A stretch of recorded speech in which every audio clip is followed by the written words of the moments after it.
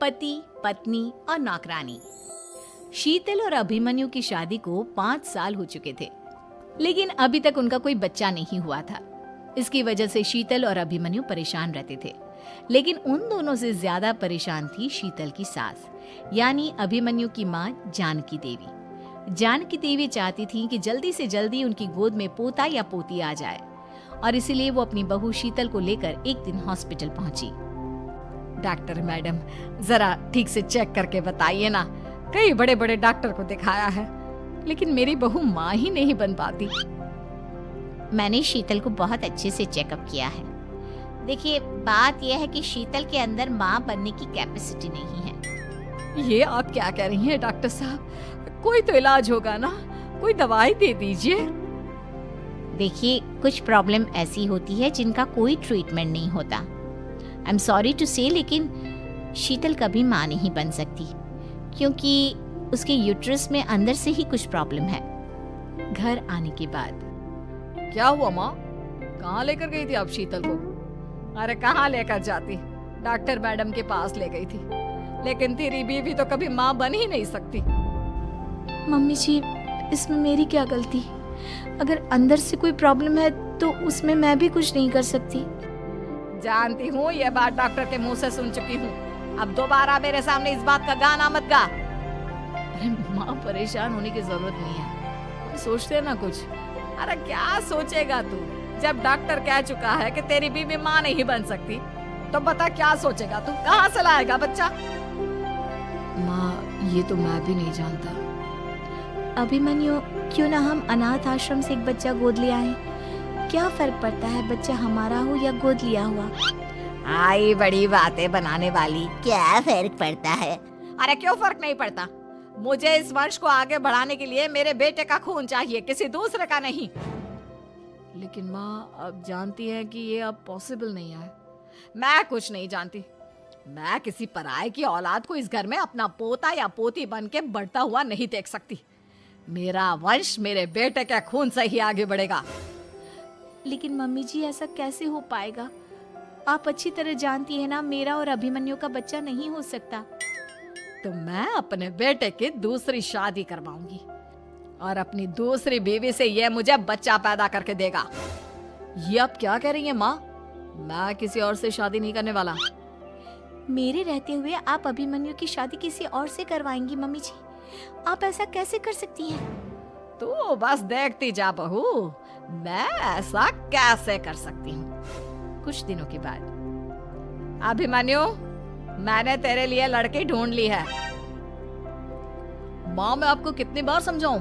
मुझे किसी से शादी नहीं करनी है। पहले मेरी बात सुन। ये जो चमेली है ना, हमारे घर में काम करने आती है, वो तुझसे शादी करने के लिए तैयार है। मम्मी जी, आप अभिमन्यु की शादी एक नौकरानी के साथ करवाएंगी? वो इसलिए क्योंकि चमेली दिखने में बहुत खूबसूरत है, बच्चा भी सुंदर ही होगा। मम्मी जी, लेकिन एक बच्चे के लिए अपने बेटे की शादी नौकरानी के साथ करवाना, क्या ये सही है? अगर अभिमन्यु ने शादी नहीं की ना, तो मैं अपनी जान दे दूंगी। अब देख लो, अगर तुम्हें अपनी माँ की जान प्यारी है तो तुम्हें इस नौकरानी के साथ शादी करनी ही होगी। इस तरह जानकी देवी अपने बेटे अभिमन्यु की शादी नौकरानी चमेली के साथ करवा देती है। कुछ दिनों के बाद, नौकरानी से मालकिन बन के तो मजा आ गया। अब तो मैं इस घर की मालकिन हूँ। देखो, अपने आप को ज्यादा मालकिन समझने की कोशिश मत करो। एक बार तुम्हारा और अभिमन्यु का बच्चा इस दुनिया में आ जाए, उसके बाद तुम इस घर से हमेशा के लिए चली जाना। अरे जाओ जाओ, किसी और के आगे बातें बनाना। एक बच्चा तो पैदा नहीं कर सकी। बढ़िया, जाओ जाकर मेरे लिए कॉफी बना कर लाओ। नौकरानी मैं हूँ या तुम? मम्मी जी, देखिए ना शीतल मुझसे किस तरह से बात कर रही है। शीतल, तुम्हें पता है ना चमेली प्रेग्नेंट है, मेरे बेटे के बच्चे की माँ बनने वाली है। वो जैसा कहती है वैसा करो। लेकिन मम्मी जी, वो मुझे नौकरों की तरह ट्रीट कर रही है। अरे तो करेगी ना, वैसे भी बहू तुम हो किस काम की? एक बच्चा तो पैदा नहीं कर सकती।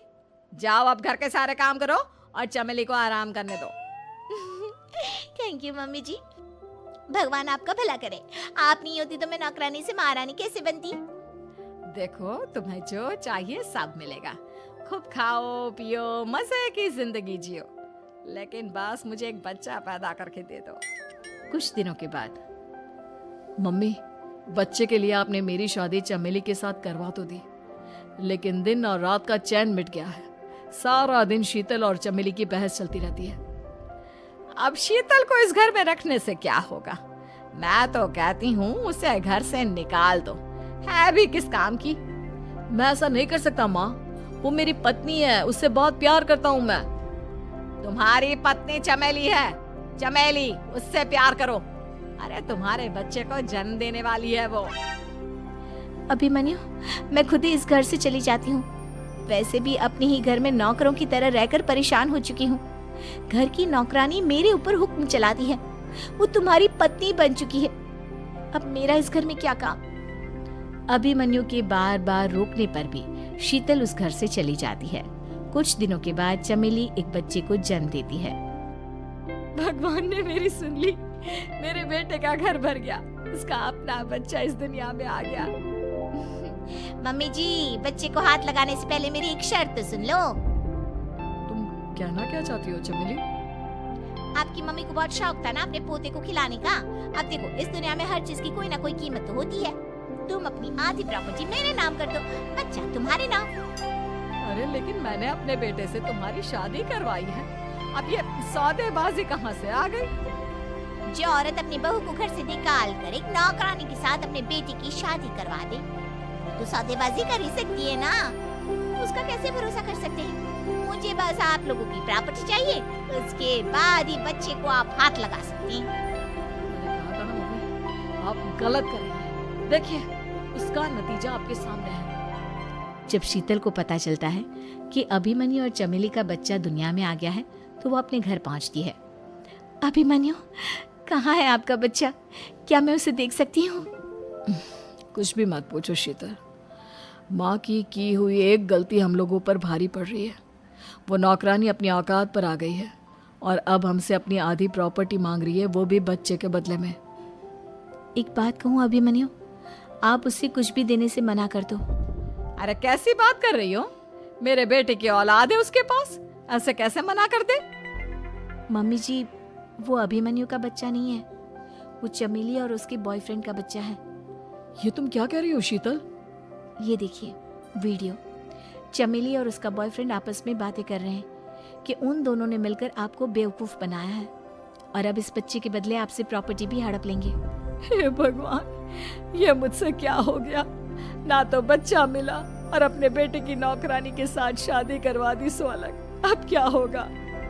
मुझे माफ कर दो शीतल, मेरी वजह से तुम्हें बहुत तकलीफ हुई है। अभिमन्यु, मैंने कहा ना, उस नौकरानी को उसके बच्चे सहित इस घर से बाहर निकाल दो। लगता है मेरे अभिमन्यु का बाप बनने का सपना अधूरा ही रह जाएगा। अभिमन्यु, अपनी मम्मी से कहो कि परेशान ना हो। आपको याद है एक बार हम एक IVF सेंटर गए थे, मैंने फिर से वहां जाकर बात की थी और आपको पता है इस बार मैं प्रेग्नेंट हूँ, क्योंकि हमने वहां पर प्रोसीजर करवाया था जिसकी वजह से मैं प्रेग्नेंट हो गई थी और इस बात का पता मुझे बस कुछ महीने पहले ही लगा है। हमारा बच्चा इस दुनिया में आने वाला है अभिमन्यु। मुझे माफ कर दो शीतल बहू, मुझसे बहुत बड़ी गलती हो गई।